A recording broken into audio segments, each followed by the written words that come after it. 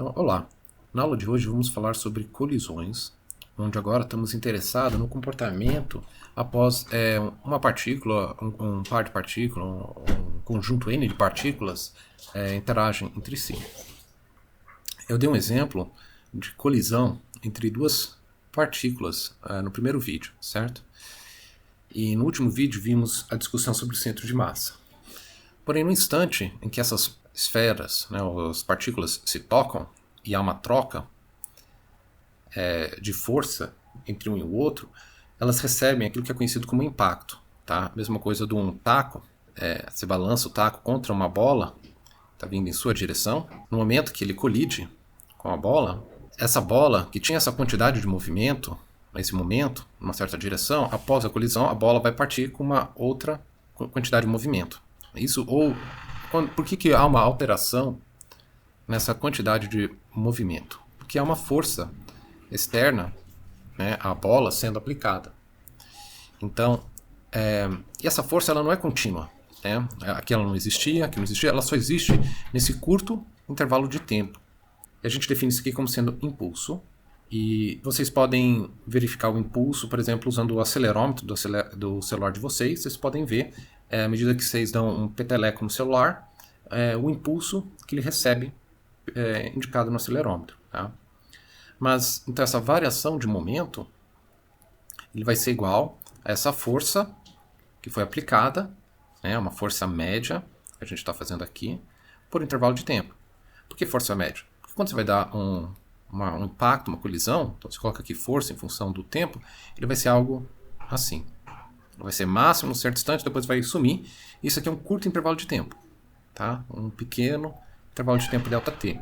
E a ideia é que força média ela não é a meia altura, mas é algo que corresponde à metade dessa área toda aqui. Ó. Então se a gente faz o produto da força pelo tempo que ficou aplicado, a gente pode escrever como essa área como simplesmente a área de um retângulo aqui, ó, com essa força média vezes esse ΔT, que é o que escrevi aqui. Ó. Então isso representa o quanto vai mudar o momento do objeto, que é definido como sendo o impulso. Então essa área toda vai me dar essa quantidade, que eu chamo aqui de impulso.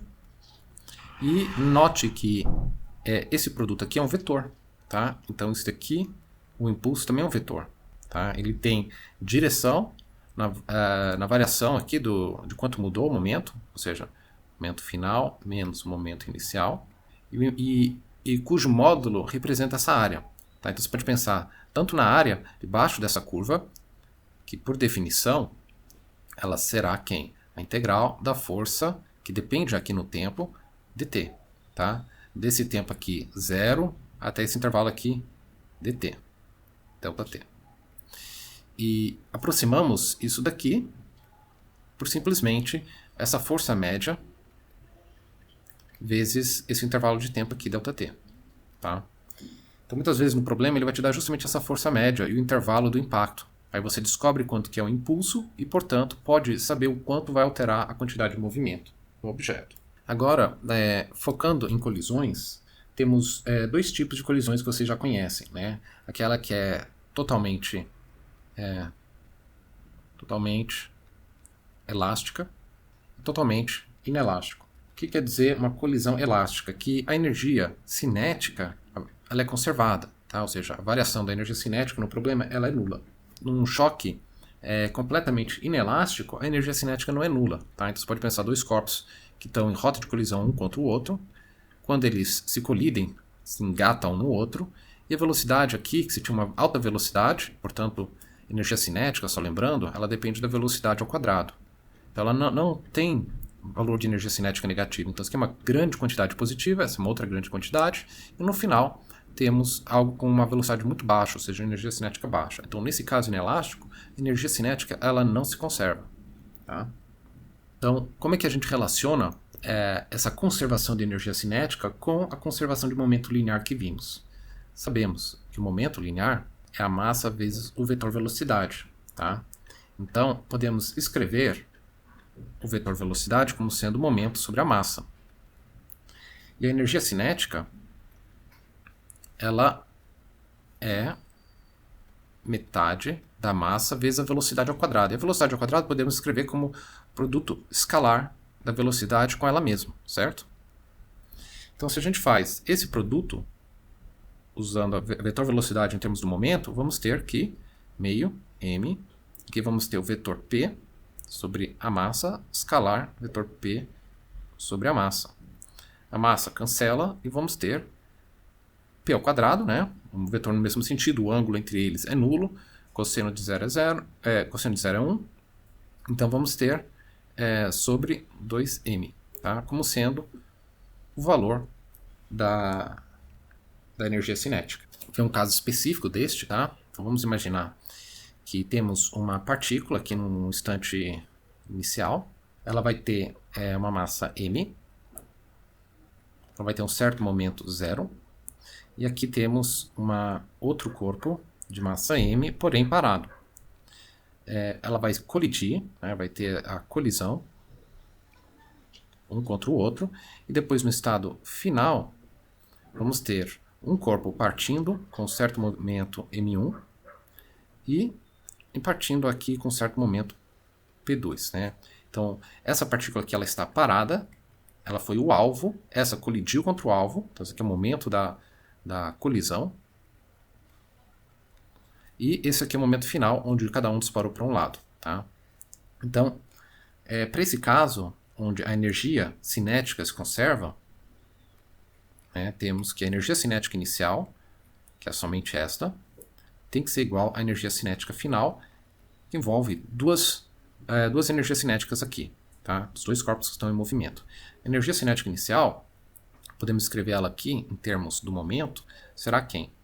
Momento sobre 2m igual, aqui temos a energia cinética do corpo 1, a massa é m, tanto do corpo 1 quanto a do corpo 1 quanto ao corpo 2, tá? P2 sobre 2m. Isso aqui implica, né, dessa conservação de energia elástica, que P0 ao quadrado tem que ser igual a P1 ao quadrado mais P2 ao quadrado. E sabendo isto e que o momento tem que conservar, ou seja, P0 tem que ser igual a P1 mais P2, né, vetorial, só tem uma única solução para isso, tá? Reconhecendo que este daqui é praticamente, né, o teorema de Pitágoras. Então sabemos que o ângulo entre P1 e P2 tem que ser de 90 graus, tá? Que é o P0. Então isso aqui você pode até verificar, você pode pegar duas moedas iguais, de 50 centavos, coloca em cima de uma mesa, uma outra moeda aqui de 50 centavos, tenta lançar ela, dá um peteleco, lança ela contra outra moeda, vai colidir e após a colisão você vai ver que uma vai disparar num sentido e outra na outra, com um ângulo de 90 graus entre elas, tá? Se as massas forem as mesmas, tá? E isso para uma colisão onde o centro de massa não está exatamente, né? Então quando você lança, dificilmente você vai acertar o centro de massa. O que acontece se você for direto e acertar exatamente em cima do centro de massa da outra? Então esse aqui tem um certo momento 0, esse aqui está parado, né? E aí depois você tem um instante da colisão, onde os dois estão tocando. Então esse aqui é um instante inicial. Esse é a colisão. E depois um instante final, né, que é após a colisão. Então o que vai acontecer aqui? Ó? Os dois vão adquirir a quantidade de movimento? Será? Pelo menos uma delas? Então, para esse caso aqui, toda a quantidade de movimento foi transferida, tá? Porque nesse caso, temos o vetor P1 e P2, o único jeito do qual a somatória dos dois podem estar nessa direção é se um deles for nulo, tá? E vou deixar esse probleminha aqui para vocês resolverem e chegar na resposta que então este cara aqui tem que ser tem que estar parado e esse tem que se mover. Então, apenas com duas moedinhas você pode testar, né? Se você conseguir um arranjo de colisão frontal, uma não deve se mexer, enquanto a outra se mexe, ou se não conseguir, o ângulo entre eles tem que ser diferente de 90 graus, né? Demonstrando que as massas das moedas que deveriam ser idênticas não são. Então, por exemplo, uma delas podem ser adulteradas. Tá? E colisões na física é muito importante. É a única coisa que a gente consegue para poder estudar objetos muito pequenos, como átomos. Então a gente executa essa conservação, essas leis de conservação da física, especialmente a de momento, para determinar a natureza da composição da matéria em escala muito pequena. Tá? Então esse experimento de colisões não é só nos exemplos que você vê lá do livro, mas também para problemas atuais de física da matéria. Então, resumindo, o que está no livro, você tem choque totalmente elástico, onde você vai ter que satisfazer a conservação de energia cinética. Então, para dois corpos, vamos ter meio, M1, V1, inicial ao quadrado, mais M2, V2 inicial ao quadrado, igual a meio de M1, V1 final ao quadrado, mais meio de M2, V2 final ao quadrado. Então, geralmente, as massas são conhecidas e as velocidades iniciais são conhecidas. Por exemplo, uma pode estar parada, né? A outra não. E você quer determinar as velocidades finais. Se você usar isso com a conservação de momento, então, M1, V1 inicial, e aqui vamos ter que colocar o vetor, mais M2, V2, vetor inicial, mais M2, V2 final. Então você pode igualar, resolver o sistema tanto para a velocidade final ou para a velocidade final do outro corpo, corpo 2. Então esse aqui é um exercício para vocês resolver essa parte dessa álgebra, tá? Encontrar a equação que está no livro, que é essa daqui, a velocidade 1 final.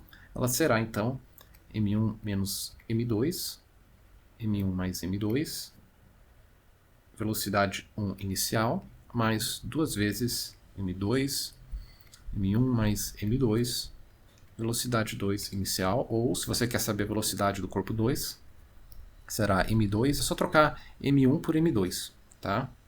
Mesma equação, só trocando onde tem 1 por 2 e 2 por 1.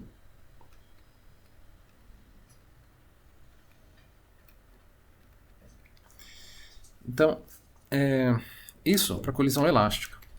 Para colisão inelástica, a equação é bem mais simples. Tá? Então, para colisões inelástica, temos totalmente inelástica. Então, totalmente inelástica, temos que a velocidade final ela é igual tanto a do corpo 1 quanto a do corpo 2. Isso porque temos dois objetos que, ao colidirem, depois se deslocam como um único objeto junto, grudados um com o outro. Tá?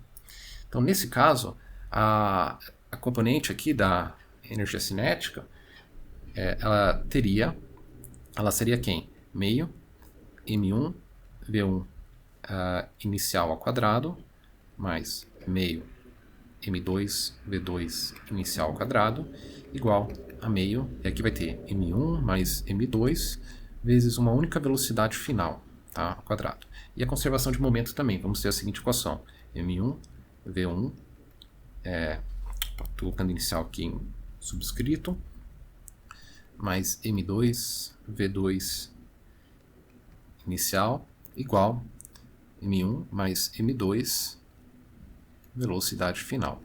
Tá? Então, vocês podem resolver para colisões totalmente inelásticas a velocidade final como sendo M1V1 inicial mais M2V2 inicial sobre M1 mais M2. Tá? Esse é o caso mais simples. Então, vamos ver alguns exemplos de colisões para ficar seguros com como usá-los, tá? Mas há muitos problemas onde, como você pode ver aqui, se a massa 1 for maior que a massa 2, ou muito maior, você vai ter alguns movimentos bem característicos, tá? Mas vamos primeiro para um experimento que é desde o 1700, tá? Que é o exemplo do pêndulo balístico. Qual que é a ideia por trás do pêndulo balístico? É determinar a velocidade de projéteis, tá? Então a ideia é que você tem um projétil, que é lançado aqui do instrumento. Ele tem uma certa velocidade, ele vai colidir contra um material, pode ser madeira, né? Então ele fica aqui dentro, e aí depois ele sobe uma certa altura, tá? Então, como é muito mais fácil medir essa altura, que ele sobe a altura máxima, do que a velocidade do projétil, ele é usado como um sistema para poder medir justamente as velocidades desses projéteis, tá? Então, vamos simplesmente aqui desenhar um pouquinho melhor. Então, vou colocar só o projétil, massa M e uma velocidade V. E a ideia, então, como eu falei, ele vai ficar embebido aqui dentro desse pêndulo. E quando ele estiver dentro do pêndulo, ele vai mudar de nível. Tá? Ele vai para uma posição aqui assim.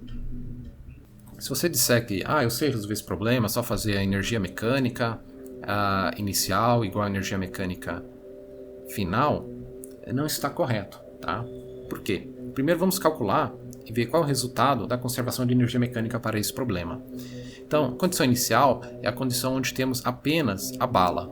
Então teremos meio m na bala, velocidade da bala ao quadrado. E a condição final é quem? Teremos um ganho de energia potencial aqui de uma certa altura. Então falamos, vai ser a massa total, mzão mais mzinho, que sofreu um ganho aqui de energia potencial. E quando a energia potencial, o ganho é máximo, a redução da energia cinética vai ser mínima, ou seja, quando ele atinge a altura máxima, quando a velocidade vai ser zero, e podemos então falar que olha, a velocidade da bala seria de mzão mais mzinho sobre mzinho, 2 vezes GH raiz, tá? Só que esta equação aqui, ela está errada, tá? Não está correto. Por quê? Porque, por definição, aqui temos uma colisão inelástica, né? Colisão inelástica. Se é inelástica, a energia cinética se perdeu no momento dessa colisão, tá? A energia cinética, ela não se conservou. Então, para onde foi parte dessa energia? Foi o barulho, né, do impacto, transformou-se em energia acústica, aumentou a temperatura, né, transformou em calor. Então, por enquanto, não precisamos considerar essas outras. Precisamos apenas entender que esse balanço energético aqui, ele não foi respeitado. Tá? Então, não podemos resolver esse problema com conservação de energia mecânica. Tá? Mas sabemos que o momento, ela vale sempre. Tá? Conservação do momento linear vale sempre. Então, vamos ter que a massa vezes a velocidade aqui da bala, que é o nosso sistema, é este. Estamos interessados em movimentos aqui ao longo de x.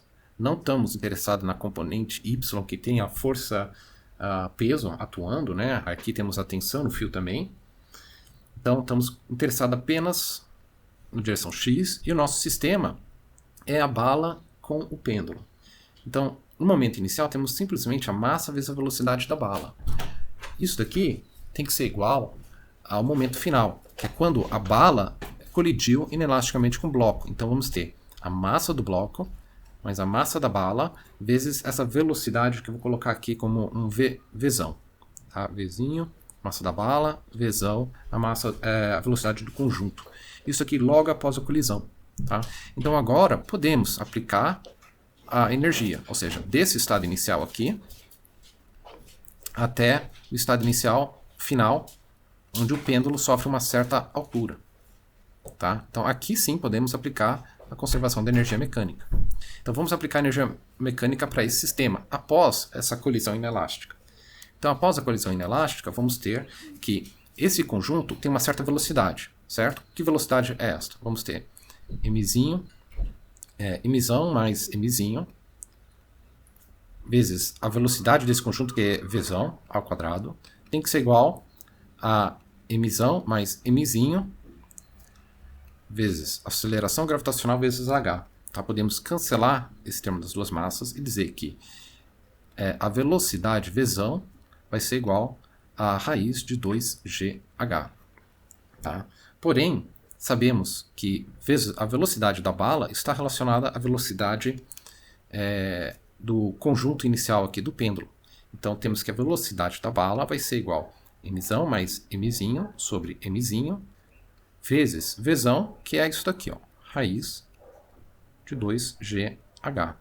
Então note que esta equação aqui, onde aplicamos corretamente a colisão, a conservação de momento e energia, é diferente desta outra equação aqui, onde foi aplicado conservação de energia mecânica, onde não houve uma conservação de energia mecânica. Tá? Então elas não são iguais, tá? E essa daqui é a versão correta. Tá bom?